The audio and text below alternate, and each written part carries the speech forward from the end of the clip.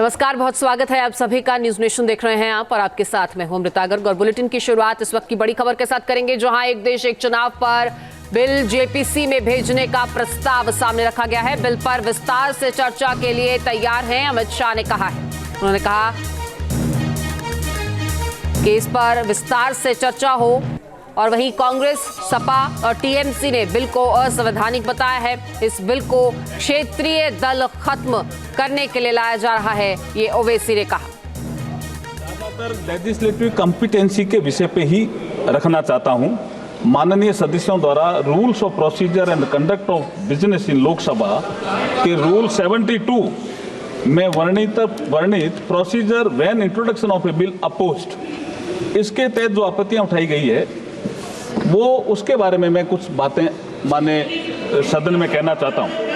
Sir, एक विषय आया कि एक समय विषय आया कि आर्टिकल 368 का ये उल्लंघन करता है। माननीय अध्यक्ष जी, आर्टिकल 368 संविधान में जो संशोधन करने की प्रक्रिया है उसके बारे में बताता है और संसद को शक्ति देता है।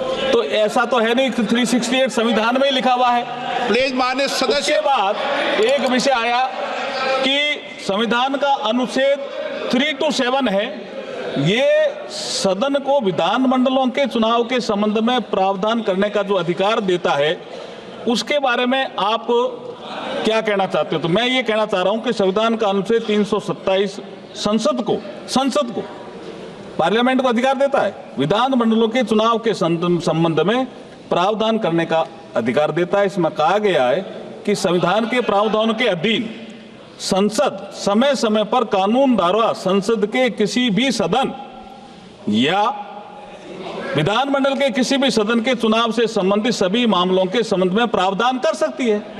Sir, it is a constitutional provision. मैं वही बता रहा हूं। किसी माननीय सदस्य बालू साहब ने कहा कि इसको जेपीसी को दे देना चाहिए।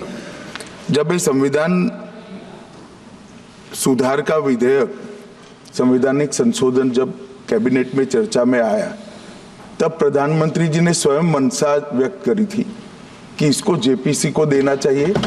इस पर विस्तृत चर्चा सभी स्तर पर होनी चाहिए।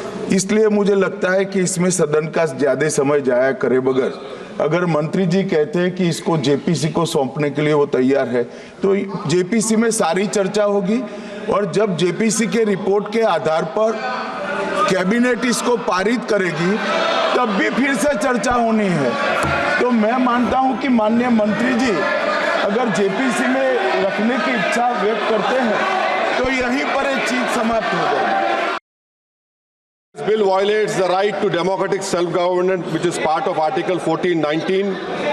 And if a legislative assembly is dissolved, sir, and midterm elections are conducted, the tenure of that assembly will not be for 5 years, sir. This in itself is a violation of parliamentary democracy, which envisages a tenured legislature. Sir, constitutional scheme makes it clear that once elections are conducted, the House should have a right to function for next 5 years. This is a violation of basic structure. That such a provision is being done for administrative convenience, not for constitutional purpose.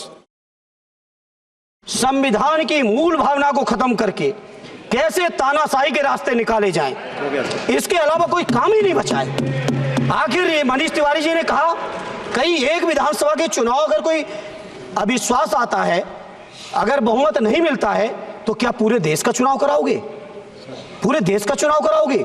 और ये लोग एक देश, एक संविधान, एक चुनाव की बात करते हैं। जो लोग 8 विधानसभाएं भी एक साथ नहीं करा पाते हो, मौसम देख के तारीखें बदलते हो, वो लोग बात करते हैं एक देश एक चुनाव की।